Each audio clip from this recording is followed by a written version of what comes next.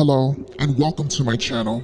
Prepare for a night of terror, psychosis, cults, night stalkers, hostages, let's not forget massacres. A night when you're in someone's unconscious mind, hoping and praying you can run away from the creepy person in your backyard, or maybe escape from the deranged person holding you hostage. Being the audience yourself, you start to ask yourself, how did I get into this transcendental science? It'll trap you in your own mind like a prisoner. Lock your doors, say your prayers, stay out of the driveway, be aware of the bumps in the night, and the prickles in back of your neck during a good night's sleep.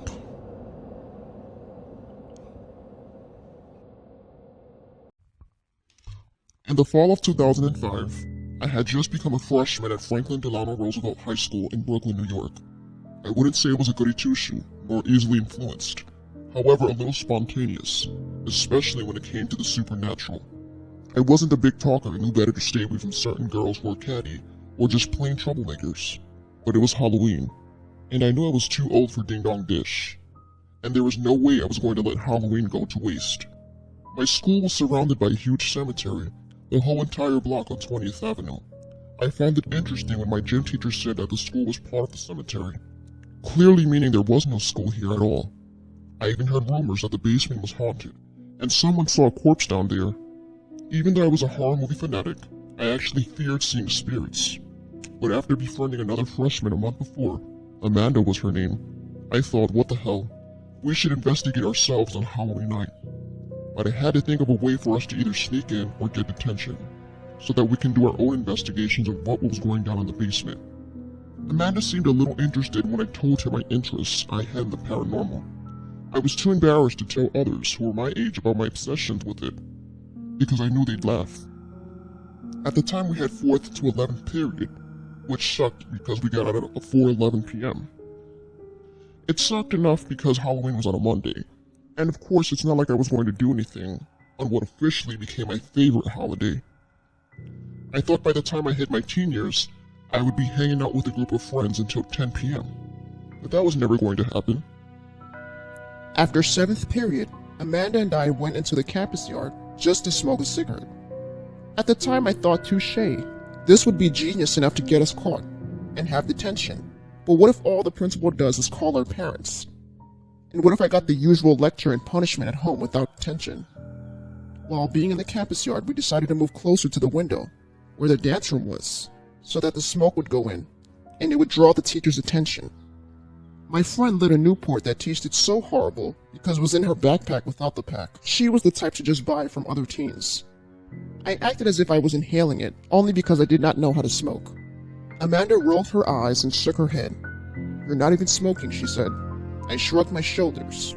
Then 2 minutes later, one of the deans came into the yard and scolded us. Then 2 school safety agents told us to show them our program cards. They both noticed that we skipped a period, and that we were freshmen. I dropped the box cutter I had in my bag purposely, and I noticed Amanda did not even drop her cigarette. We were busted. Both the school safety agents and dean decided that it needed to be reported to the principal's office.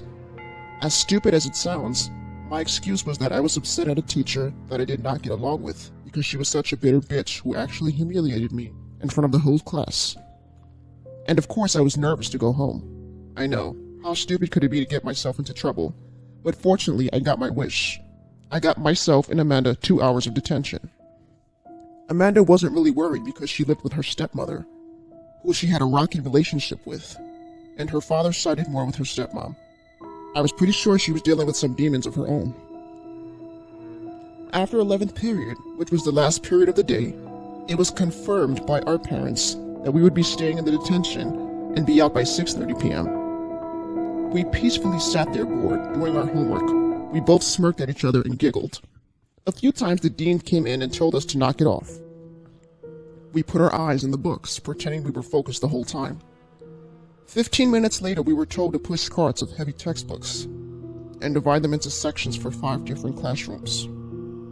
After riding the elevator to the 5th floor, we both decided, fuck it, it's time to have some real fun on Halloween. That's when we decided to go down to the basement and do some investigation on the paranormal.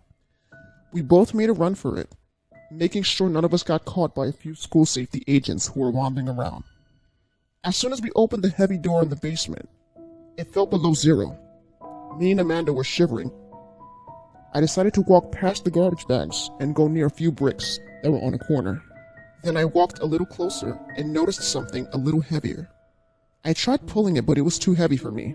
So Amanda gave me a boost, and before you know it, we noticed. It was a gravestone. I freaked out and let go of it, but Amanda grabbed a hammer that was on the floor and started hammering. She then took a shovel and began poking the wall. We noticed that part of the wall looked like it was full of rocks and dust. It looked pretty easy to hit it with something. Amanda began poking it with all her force while dust was hitting her in the eye. While hitting the wall with so much force, something heavy flew out and fell on top of Amanda.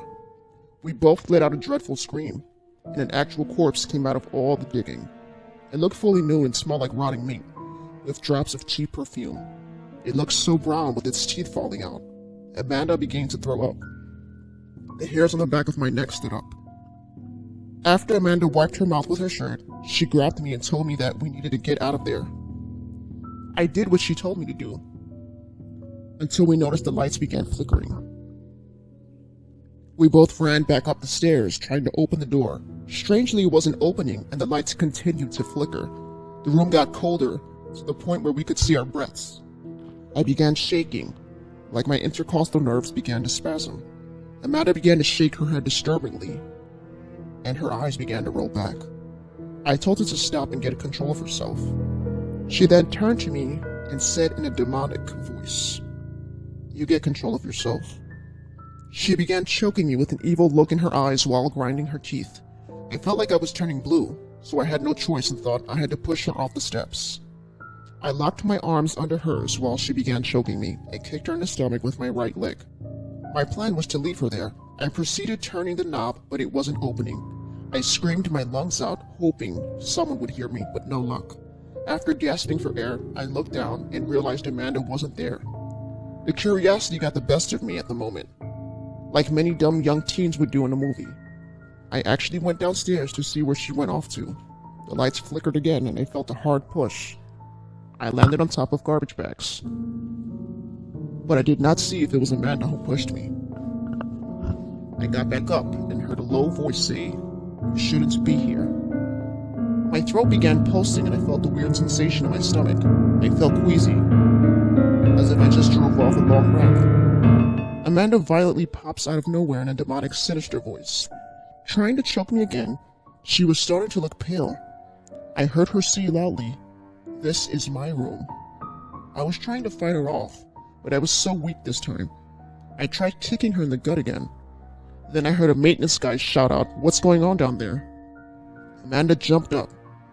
She started ripping her hair out. I made Amanda trip on the floor and ran up the stairs as soon as I could. She continued screaming demonically, but I was able to run up halfway up the stairs. I bumped into the maintenance worker and told him to help me. He proceeded to go downstairs. I told him to be careful. The door shut again, and I was so frightened and frustrated because it felt like an evil force wanted me trapped in the basement. It felt like I was living in a nightmare. I did not want to believe Amanda was possessed. I guess she passed out, and it was a miracle to know that there was a side entrance to get out of the basement, but required using a key to get out. I dialed 911 on the maintenance guy's cell phone. We both stood outside, in front of the school terrified. The cops were able to get Amanda out, but as I watched the 8 cops who got her out, she looked super calm. I also saw that her mouth was dripping with foam.